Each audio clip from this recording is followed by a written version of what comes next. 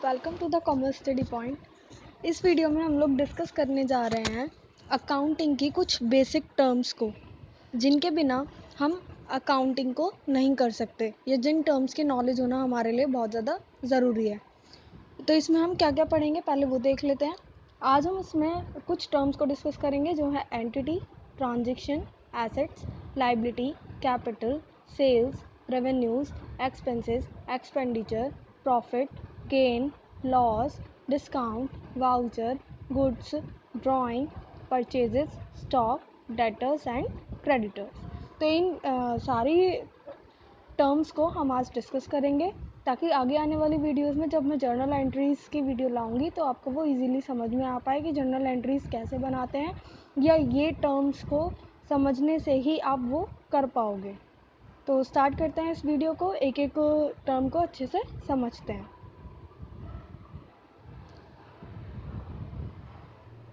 First है हमारा entity. Entity को देखते हैं कि वो क्या होता है। Entity means a reality that has a definite individual existence. देखिए, कोई भी पर्सन है जो उसका एग्जिस्टेंस है, वही एक तरीके से उसकी एंटिटी है, मतलब जिस वजह से उसको जाना जाता है। मान लीजिए कोई एक लड़का है, उसका नाम है राम, तो राम उसका नाम है, तो ये क्या हो गई, ये उसकी हो गई एंटिटी। ऐसे ही अगर हम बात करें किसी बिजनेस के बारे में, किसी बिजनेस एंटिटी के बारे में, तो बिजनेस एंटिटी क्या होती है? Business entity means a specifically identifiable business enterprise like super Bazaar, hire jewellers, ITC limited etcetera. मतलब कोई भी ऐसी एंटिटी, मतलब कोई भी बिजनेस है, उसका जो भी नाम है तो वो क्या है, उसकी एंटिटी है। जैसे कि बाजार्स में हो गया, एक सुपर बाजार होता है, बिग बाजार है। ज्वेलर्स की कोई शॉप है फेमस, जो भी उसका नाम है, तो वो उसकी क्या हो जाती है, एंटिटी हो जाती है। हम उसके नाम से ही उसको पहचानने लग जाते हैं। आईटीसी लिमिटेड है, तो ये क्या है, उसकी एंटिटी है। हम उस कंपनी को कैसे पहचान रहे हैं, उसके नाम से पहचान रहे हैं। Okay, an accounting system is always device for a specific business entity. तो मतलब वही है कि कोई भी जो अकाउंटिंग सिस्टम है वो किसी न किसी बिजनेस एंटिटी को लेकर चलते हैं, जिसको हम क्या कह देते हैं, अकाउंटिंग एंटिटी भी कह देते हैं। मतलब जब हम कोई भी अकाउंटिंग सिस्टम बनाएंगे तो उसमें हम क्या करते हैं, उस एंटिटी को लेकर चलते हैं, उस एंटिटी के नाम से हम उसको जानते हैं, किसी की पर्सनल चीज़ को हम नहीं देखते। ओके, अब नेक्स्ट देख लेते हैं एक बार, transactions. An event involving some value between two or more entities. देखिए, जब किसी एक या उससे ज़्यादा या फिर दो या उससे ज़्यादा एंटिटी के बीच में कोई भी ट्रांजेक्शन होती है, मतलब कोई भी वैल्यू को लेके, किसी अमाउंट को लेके जो भी लेन देन हो रहा है, तो वो क्या हो जाती है, हमारी ट्रांजेक्शन हो जाती है। मान लीजिए ए है और बी है। ए ने बी से क्या लिया, कोई भी, ए ने बी से कोई भी मान लीजिए क्लॉथ लिया, बी ने उसको बदले में क्या दे दिया, कैश दे दिया। क्या दे दिया, कैश दे दिया। तो जो इन दोनों के बीच में हुआ वो क्या है, एक तरीके से वो है हमारा ट्रांजेक्शन। ओके, तो जो भी दो एंटिटी या उससे ज़्यादा के बीच में जब भी कोई वैल्यू को लेके लेन देन किया जाता है, वो हमारा क्या कहलाता है, वो हमारा कहलाता है ट्रांजेक्शन। ओके, वो ट्रांजेक्शन किसी भी चीज़ से रिलेटेड हो सकता है, लाइक परचेज, कोई भी गुड्स परचेज करे, या रिसिप्ट ऑफ मनी, आपने कोई मनी रिसीव करी है, या पेमेंट टू क्रेडिटर्स, या फिर आप क्रेडिटर्स को पे कर रहे हैं, कोई भी एक्सपेंसेस यानी कि कोई भी खर्चे अगर आप कर रहे हैं किसी भी चीज़ से रिलेटेड। ट्रांजेक्शन हमारी कैश में भी हो सकती है या फिर हमारी क्रेडिट में भी हो सकती है। ओके, दो टाइप की होती है, या तो हमारी कैश में भी हो सकती है या फिर हमारी क्रेडिट में भी हो सकती है। आई होप ये दोनों टर्म्स आपको समझ आ गई होगी। आगे चलते हैं। नेक्स्ट टर्म है हमारी एसेट्स। एसेट्स क्या होता है, एक सेकेंड, यस, एसेट्स क्या होता है। सो एसेट्स, आई होप आपको पता भी होगा, assets are economic resource of an enterprise. मतलब किसी भी कंपनी के पास जो भी एज अ वैल्यू, मतलब एक तरीके से मनी रिलेटेड जितनी भी चीज़ें होती हैं जिनसे उनको कुछ ना कुछ मनी से रिलेशन होता है, इकोनॉमिक वैल्यू होती है जिसकी कुछ ना कुछ, वो होती है हमारी assets. Assets are item of value used by business. Assets एक ऐसी वैल्यू होती है, एक ऐसी आइटम होती है जिसकी कुछ ना कुछ वैल्यू होती है, और उसे कौन यूज़ करता है, बिजनेस यूज़ करता है अपने ऑपरेशंस में। मतलब जो भी वो सेल कर रहा है, परचेज कर रहा है, या जितनी भी बिजनेस एक्टिविटीज़ में, बिजनेस में जो भी एक्टिविटीज़ डन की जा रही हैं, परफॉर्म की जा रही हैं, तो उसमें जो भी चीज़ हमारी वैल्यू से रिलेटेड हो रही है, तो वो हमारी एसेट्स हो गई।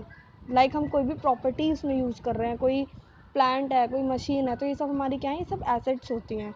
एक बार इसे एग्जांपल के साथ देख लेते हैं। सुपर बाजार owns a fleet of trucks. Super बाजार के पास क्या है, ट्रक्स हैं which is use by it's for delivery. वो किस लिए यूज़ करते हैं उनको, अपने फूड को एक जगह से दूसरी जगह भेजने के लिए। मतलब कस्टमर तक अगर उन्हें फूड पहुंचाना है तो वो किस चीज़ का यूज़ कर रहे हैं, वो यहाँ पे ट्रक्स का यूज़ कर रहे हैं। तो ट्रक्स यहाँ पे क्या हो गया उनके लिए, उनकी एसेट्स हो गया। क्यों, क्योंकि ये उनको हेल्प कर रहा है किसी भी वैल्यू से रिलेटेड ट्रांजेक्शन्स करने में। ओके, तो जो यहाँ पे उनका ट्रक है वो क्या हो गया, यहाँ पे उनके लिए एक एसेट्स हो गया। Okay, this item will be shown on the asset side. अगर हम बात करें बैलेंस शीट की, तो बैलेंस शीट में एसेट्स को कहाँ शो कराया जाता है, जैसे मान लीजिए ये हमारा एसेट बैलेंस शीट का फॉर्मेट है। ये हो गई अमाउंट, यहाँ पे आ जाती है हमारी, ये हो गई एक तरीके से डेबिट साइड, ये हो गई एक तरीके से क्रेडिट साइड, और ये भी हो जाता है हमारा अमाउंट। तो जो हमारी एसेट्स है वो हमेशा किस साइड आती है, डेबिट साइड आती है। और जितनी भी हमारी लाइबिलिटीज़ होती हैं किसी भी चीज़ से रिलेटेड, वो सारी हमारी किधर आती हैं, क्रेडिट साइड आती हैं। ओके, तो एसेट्स हमारी कहाँ आएगी, यहाँ आएगी डेबिट साइड। एसेट्स में हमारी यहाँ पे इन्होंने बताया गया कि एसेट्स हमारी कितने टाइप की होती है, दो टाइप की होती है। एक होती है हमारी करंट एसेट्स और एक होती है non current assets. Current assets वो होते हैं जिनका यूज़ हम एक साल के अंदर कर लेते हैं। कितने साल के अंदर, एक साल के अंदर। लेकिन जो नॉन करंट एसेट्स होती हैं ये हमारी होती हैं मोर देन 1 ईयर। ओके, जब हम एक साल से ज़्यादा जिन एसेट्स को हम यूज़ कर लेते हैं वो होती है हमारी नॉन करंट एसेट्स। अब पढ़ लेते हैं लाइबिलिटीज़ के बारे में। Liabilities are the obligations or डेब्ट that an enterprise has to pay at some time in the future. Liabilities क्या होती हैं, एक तरीके से कंपनी के लिए डेप्ट होते हैं या ऑब्लिगेशन होते हैं जिसको उन्हें पूरा करना होता है। मतलब कंपनी की जिम्मेदारी होती है कि उसे वो फ्यूचर में पे करनी पड़ेगी।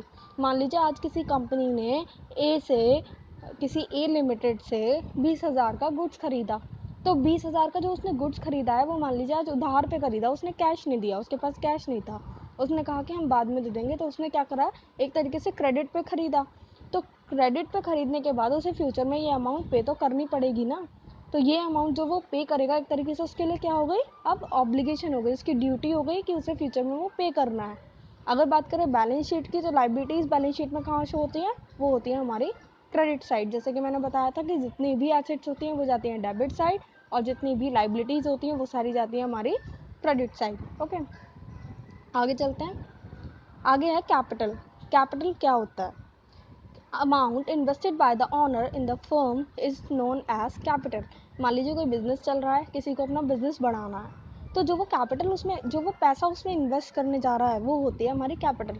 जब भी हम अपने बिजनेस में अपना कोई पैसा लगाते हैं तो वो हमारा क्या हो जाता है, कैपिटल माना जाता है, क्योंकि हम उसे अपने पास से लगा रहे हैं। Okay, it may be bought in the form of cash. वो किसी भी हम कैश की फॉर्म में भी कर सकते हैं अपने बिजनेस में, या फिर हम किसी भी एसेट्स के फॉर्म में भी ला सकते हैं। मान लीजिए हमने कोई मशीन ला दी, तो वो भी तो एक तरीके से कैपिटल है। तो वो हमारी मर्जी है कि हम उसे कैश की फॉर्म में ला रहे हैं या फिर एसेट्स के फॉर्म में ला रहे हैं। The business entity capital is an obligation and a claim. एक तरीके से जो बिजनेस की एसेट्स है या जो भी हम कैश लगा रहे हैं, तो वो भी कंपनी का ऑब्लिगेशन है, उसे वो भी पूरा करना होगा। मतलब अगर आज आपने अपने बिजनेस में 50,000 रुपये लगाए हैं, तो आपकी जिम्मेदारी है कि कल को आप अपना बिजनेस से अर्न करके तो 50,000 रुपये वापस लाएं। साथ में प्रॉफिट तो लेना ही है, बट फर्स्ट ऑब्लिगेशन ये बनता है कि उस 50,000 को भी वापस लाया जाए। बात करें अगर बैलेंस शीट की, तो बैलेंस शीट में ये कहाँ से होता है, लाइबिलिटी साइड। ओके, यानी कि क्रेडिट साइड। आगे देख लेते हैं सेल्स को। Sales are the total revenues from goods and services sold provided to the customers. जब भी हम कस्टमर्स को कोई भी गुड्स या सर्विसेज देते हैं उसके बदले, तो जो भी हम मतलब गुड्स एंड सर्विसेज दे रहे हैं उसके बदले जो हमें कैश मिल रहा है, तो ये पूरा प्रोसेस क्या होता है, हमारा सेल्स होता है। सेल्स जो होता है वो कैश में भी हो सकता है या फिर क्रेडिट में भी हो सकता है। मतलब कैश में भी सेल की जा सकती है और उधार भी दे सकते हैं। आगे बढ़ते हैं, रेवेन्यूज़। रेवेन्यूज़ को समझते हैं कि रेवेन्यूज़ क्या होते हैं। These are the amounts of the business earned by selling its product or providing services to the customers. Revenues क्या होता है, कोई भी ऐसी अमाउंट होती है जो बिजनेस एंटरप्राइज जो होता है अपने प्रोडक्ट्स को सेल करने पर अर्न करता है। साथ ही साथ जब उसने कोई भी प्रोडक्ट सेल करा, एक तो उससे जो कैश मिल रहा है वो उसकी क्या हो गई, रेवेन्यू हो गई। ओके, एक तो ये उसका रेवेन्यू हो गया। और कई बार क्या होता है, रेवेन्यू नहीं, रेवेन्यू बस हम इतना ही बोलेंगे कि रेवेन्यू हमारा एक सिंपल सी टर्म है कि हमने अपने कस्टमर्स को जो भी सर्विसेज दी उसके बदले उसने हमें जो कैश दिया वो हमारा एक तरीके से क्या हो गया, रेवेन्यू हो गया। ओके। रेवेन्यू किसी भी फॉर्म में हो सकता है। कई बार क्या होता है कि कमीशन हम ले लेते हैं, मान लीजिए हमने किसी का प्रोडक्ट सोल्ड करवाया तो उसने हमें बदले में क्या दे दिया, थोड़ा सा कमीशन दे दिया कि भाई तुम हमारा प्रोडक्ट सोल्ड करवाओ, उसका 5% हम तुम्हें दे देंगे। कई बार इंटरेस्ट की फॉर्म में, कई बार डिविडेंड की फॉर्म में, रॉयल्टीज़, रेंट्स, तो इन सब की फॉर्म में जब भी हमें मनी रिसीव्ड होती है अपने कस्टमर्स से तो वो हमारा क्या कहलाता है, वो हमारा कहलाता है रेवेन्यू। बात कर लेते हैं एक्सपेंसेस की, कि एक्सपेंसेस क्या होते हैं। Cost incurred by a business in the process of earning revenue are known as expenses. जब भी हम अपने बिजनेस में कोई भी एक्सपेंसेस करते हैं, खर्चे करते हैं अपने सेल के प्रोसेस को पूरा करने के लिए, मतलब रेवेन्यू के लिए, जब भी हमें कोई खर्चा करना पड़ता है रेवेन्यू अर्न करने के लिए, तो वो हमारा क्या कहलाता है, एक्सपेंसेस कहलाता है। Generally expenses are measured by the cost of assets consumed or service use during the accounting period. The usual items of expenses हमारे किसी भी फॉर्म में हो सकते हैं। डेप्रिसिएशन हो गया, रेंट हो गया, wages, salaries, interest, cost of heater, light and water, telephone etcetera. मतलब कुछ भी एक्सपेंसेस जो भी हमारे बिजनेस में हो रहे हैं, चाहे वो हमारा डेप्रिसिएशन हो, हमारी प्लांट है, हमारा मशीन है, उसकी वैल्यू घट गई तो क्या हो गया, डेप्रिसिएशन हो गया। या हमें कोई रेंट पे करना पड़ रहा है, हमें कोई वेजेस देने पड़ रहे हैं लेबर्स को, हमें सैलरी देनी पड़ रही है अपने एम्प्लॉयज़ को, हमें इंटरेस्ट देना पड़ रहा है, या हमारे हीटर की कॉस्ट है, हमें हीटर लगाने पड़ रहे हैं तो उसकी जो भी कॉस्ट आ रही है, लाइट, वाटर, टेलीफोन, तो इन सब के चार्जेस जो भी होते हैं वो सब हमारे क्या कहलाए जाते हैं, वो हमारे कहलाए जाते हैं एक्सपेंसेस, यानी कि खर्चा। तो एक तरीके से जब भी हमें रेवेन्यू अर्न करना है, मतलब हमारे जो सेल के प्रोसेस के लिए जितने भी एक्सपेंसेस किए जाएंगे बिजनेस एक्टिविटीज़ की ऑपरेशन के लिए, जो भी ऑपरेशंस बिजनेस करता है उनको पूरा करने के लिए जितने भी एक्सपेंसेस किए, जितने भी खर्चे किए जाएंगे उन्हें हम क्या कहलाएंगे, एक्सपेंसेस बोल देंगे। ओके। आगे इसमें कुछ और भी टर्म्स हैं, इनको हम सेकंड वीडियो में कवर करेंगे, क्योंकि अगर मैं इसी वीडियो में करा दूंगी तो ये वीडियो बहुत ज़्यादा लंबी हो जाएगी। तो आप इसका मैं इसका सेकंड पार्ट लेकर आऊँगी, आप इसका थोड़ा सा वेट कीजिएगा। Thank you guys, thank you for watching.